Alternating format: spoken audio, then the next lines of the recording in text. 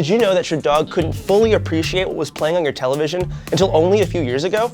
Refresh rates in old TVs were so slow that they thought it was just a mess of lights and flickers.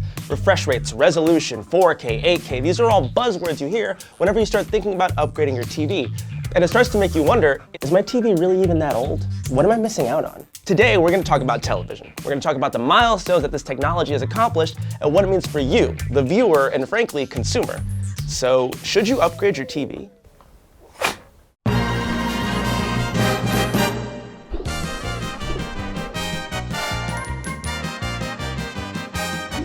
Let's start with a potato farmer, because he's kind of important.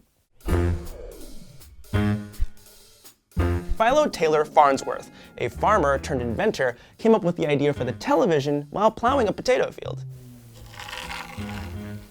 While plowing crops in parallel lines, he thought about a system that could break up images into horizontal lines and recreate the image on the other end.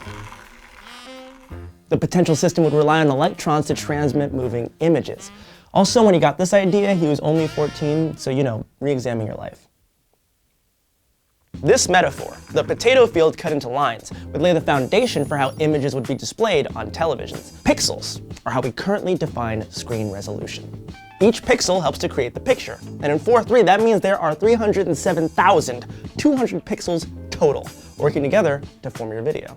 This was/is known as standard definition, and up until the mid-90s, it was how most videos on television were displayed. Then, on July 23rd, 1996, WRAL TV, a CBS affiliate at the time, broadcasted the first digital television signal in America. High definition in the US was born.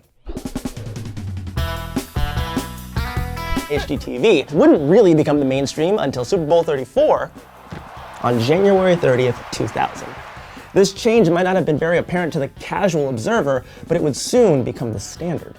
Digital television broadcasts would switch the standard 4:3 ratio to 16:9. This meant video would now display with 720 horizontal lines of pixels and 1280 vertical lines in widescreen format. 720p would then become 1080p, 1080 horizontal lines of pixels, and 1920 rows of vertical. TVs, however, would display in 1080i, the I meaning interlaced scan. Essentially, progressive scan, the P in 1080p, displays all pixels of a frame at once, while interlaced footage displays all the odd numbered lines of the pixels and then the even numbers extremely fast. Newer TVs vary in refresh rate, but it normally caps out around 100 Hz, meaning 100 refreshes a second. Older TVs refresh around 60 times a second, with a rate of 60 Hz, which can result in screen flickering.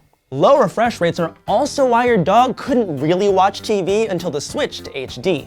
Dogs need a refresh rate of about 75 Hz to actually see any fluid motion.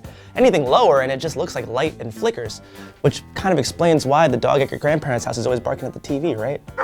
I know. As technology grows more sophisticated, so do our tastes for an even higher quality image. Enter 4K resolution, 3,840 horizontal pixels by 2,160 vertical pixels. The format entered the mainstream around 2011 when movie theaters started projecting movies in 4K, and now 4K televisions are sold anywhere you can buy a TV. In recent years, 4K has become a lot more commonplace. 4K televisions boast incredible picture resolution, but experts have noted that the human eye might not even be able to appreciate the clarity of 4K. Our eyes see in an angled resolution instead of a fixed resolution. Basically, depending on how good your vision is and how far you're sitting from the TV, determines how well you can actually make out the quality of the picture. This same principle can be applied to 8K, which has more recently entered the fray of consumer electronics. 8K is a whopping 7,680 horizontal pixels by 4,320 vertical pixels. The average viewer doesn't have perfect vision, and near perfect vision is required for you to be able to discern how clear the picture actually is. Television has come quite a long way from cathode ray tubes and electron-controlled signals. The technology went from being visualized in a potato field to helping people all over the world see what a potato field even looks like in 8K. But the industry might be plateauing.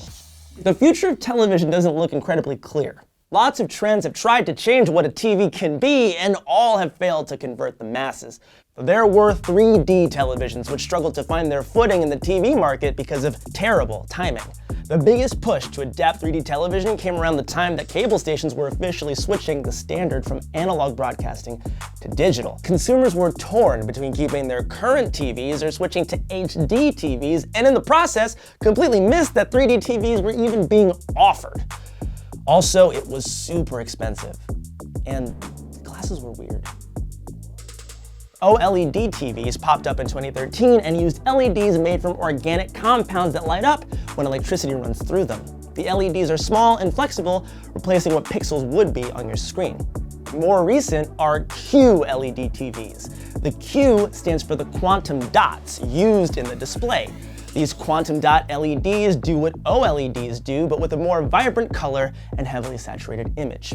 This has become the most future TV available, and considering the failures of TVs trying to straighten the path, in my opinion, we'll probably be watching these screens for a while. So I think it's safe to say, hold out on upgrading if you have an HD TV at home. That's what I'm doing.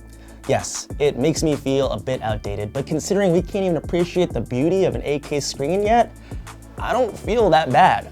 After all, my dog can watch it, and that's really all I care about. Hey guys, thank you so much for watching ConTECHtual. If you liked this episode, please make sure to leave a comment below and tell us what you liked about it. And if you have ideas for new episodes for next season, let us know in the comments as well. We have new episodes coming out every Thursday, so if you want to keep track of all the new episodes coming out, please like and subscribe to our page. And as always, have a great day.